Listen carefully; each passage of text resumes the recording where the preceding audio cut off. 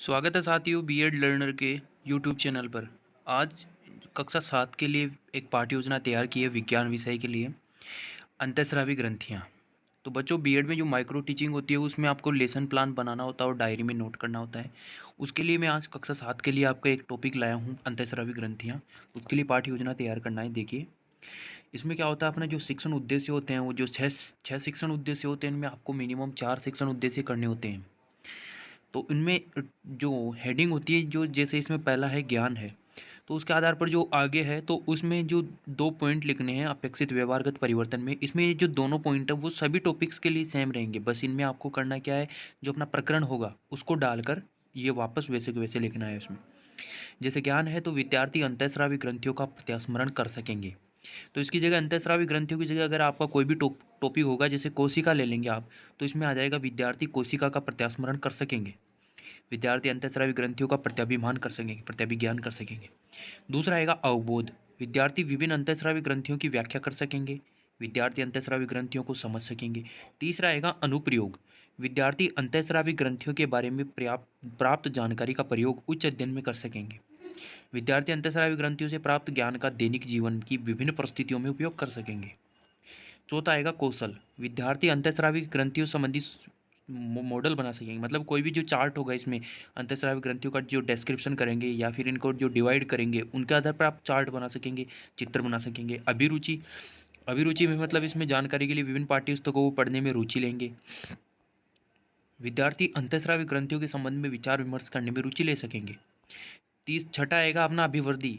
विद्यार्थी अंतःस्रावी ग्रंथियों के विषय में सकारात्मक दृष्टिकोण उत्पन्न कर सकेंगे। अब इसमें सहायक सामग्रियाँ होगी, उसमें समस्त कक्षा उपयोगी सहायक शिक्षण सामग्री होगी और चार्ट आदि होंगे। इसमें वो लपेट फलक ये सब आ जाएंगे। पूर्व ज्ञान। विद्यार्थी अंतःस्रावी ग्रंथियों के बारे में विभिन्न सामान्य जो जानकारी रखते हैं, विद्यार्थियों को आप बोलेंगे कि कल अंतःस्रावी ग्रंथियों के बारे में पढ़ेंगे तो आप थोड़ा पढ़ के आएंगे वो, तो उसमें पूर्व ज्ञान में आ जाएगा। तो चलिए आइए लेसन प्लान स्टार्ट करते हैं, पाठ्य योजना को स्टार्ट करते हैं। पाठ्य योजना का पहला जो पॉइंट होता है उससे प्रस्तावना से स्टार्ट करते हैं। तो उसमें अपने को प्रस्तावना में 5 क्वेश्चन पूछना पड़ता है। पहला क्वेश्चन होगा हमारे शरीर में विभिन्न पदार्थों का परिवहन किसके द्वारा किया जाता है, तो उसमें विद्यार्थी आंसर देंगे रक्त के द्वारा।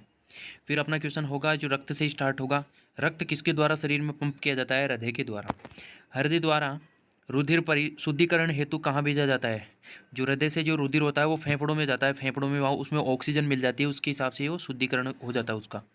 फेफड़ों के समीप कौन सी ग्रंथि होती है, उसमें होती है एड्रिनल ग्रंथि। एड्रिनल ग्रंथि के द्वारा कौन सा हार्मोन स्रावित होता है, ये उसका समस्यात्मक क्वेश्चन हो जाएगा। और इसके आधार पर हम विभिन्न अंतःस्रावी ग्रंथियों के अध्ययन करेंगे ये उद्देश्य कथन में आ जाएगा। चलो ठीक है, अब आ गया अपना जो प्रस्तुतिकरण है व्याख्या कौशल, उसमें आ जाएगा। इसमें शिक्षण बिंदु लेंगे पहला थायराइड ग्रंथि और अग्नाशय ग्रंथि। इसके आधार पर अपने को बच्चे को पहले जो पढ़ के आएंगे पूर्व ज्ञान के आधार पर क्वेश्चन पूछना है। जैसे घेंगा रोग हमारे शरीर में कौन से भाग को प्रभावित करता है, तो वो गले को उत्तर आएगा बच्चों का, गले को। फिर आएगा गले में घेंगा रोग, घेंगा किसकी कमी से होता है, आयोडीन की कमी से होता है। फिर आएगा आयोडीन कम मात्रा में होने पर घेंगा रोग क्यों हो जाता है।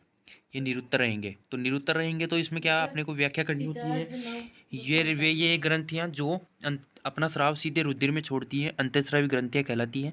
हमारे गले में थायराइड नामक एक ग्रंथि होती है, यह द्विपालिका ग्रंथि होती है, इसकी सक्रियता हेतु आयोडीन आवश्यक होता है।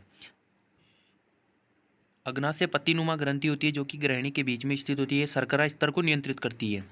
फिर आएगा अपना इसमें दूसरा आएगा पीयूष ग्रंथि और पैराथायराइड ग्रंथि। विकासात्मक प्रश्न होगा सामान्य व्यक्ति का कद कितना होता है, फिर 5 फीट से कम लंबाई के व्यक्ति को क्या कहलाते हैं, व्यक्ति बोना क्यों रह जाता है। इस आधार पर जो पीयूष ग्रंथि होता है उसको व्याख्या कर देंगे। तो इसमें जो पहला है, जो पहला आपका जो अग्नाशय ग्रंथि थी वो थायराइड ग्रंथि थी और अग्नाशय ग्रंथि थी, उसके ये आंसर होंगे। और इधर आपको श्यामपट्ट कौशल में अंतःस्रावी ग्रंथि अपना स्राव रुधिर में छोड़ती है, ये कुछ आपको लिखना है जो महत्वपूर्ण बिंदु होते हैं वो। और इसके नीचे ये 5 से 6 फीट बोने ये निरुत्तर, ये दूसरे के आंसर आ जाएंगे। फिर आएगा अपना एड्रिनल और थाइमस ग्रंथि। तो इसमें प्रश्न आ जाएंगे कि गुस्सा आने पर हमारा चेहरा कैसे होता है, लाल होता है। लाल चेहरा किसकी उपस्थिति के कारण होता है, गुस्सा आने पर चेहरा लाल क्यों हो जाता है। इन सभी प्रश्नों के उत्तर के लिए अपन फिर लिखाएंगे बच्चों को। संकटकालीन परिस्थिति में हृदय की धड़कन का तेजी से बढ़ना और गुस्सा आना व लाल चेहरा होना एड्रिनल ग्रंथि के कारण होता है। यह ग्रंथि वृक्क के ऊपर स्थित होती है, किडनी के ऊपर स्थित होती है। फिर आएगा थाइमस ग्रंथि, वक्स में फेफड़ों के पास, लंग्स के पास होती है। बच्चों में ये ग्रंथि बड़ी होती है, उम्र के साथ साथ ये छोटी है कि लास्ट में एक डोरी नुमा रह जाती है।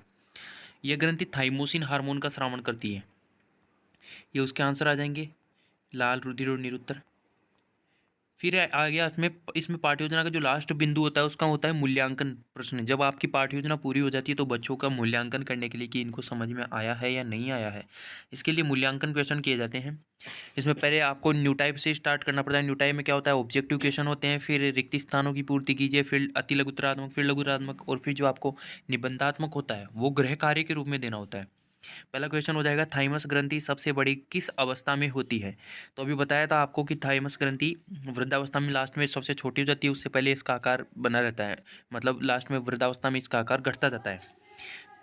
फिर आएगा एड्रिनल ग्रंथि कहाँ स्थित होती है। मधुमेह रोग किस हार्मोन की कमी से होता है, इंसुलिन से। आयोडीन की कमी से घेंगा रोग होता है। थाइमस ग्रंथि कहाँ स्थित होती है, इसकी स्थिति बता देंगे। फिर आ जाएगा अपना गृह कार्य। तो इसमें गृह कार्य में क्या होगा कि एक निबंधात्मक प्रश्न देना होता है जिसका आंसर बच्चों को घर से करके लाना है। अग्नाशय ग्रंथि का नामांकित चित्र बनाइए और उसके कार्य कीजिए।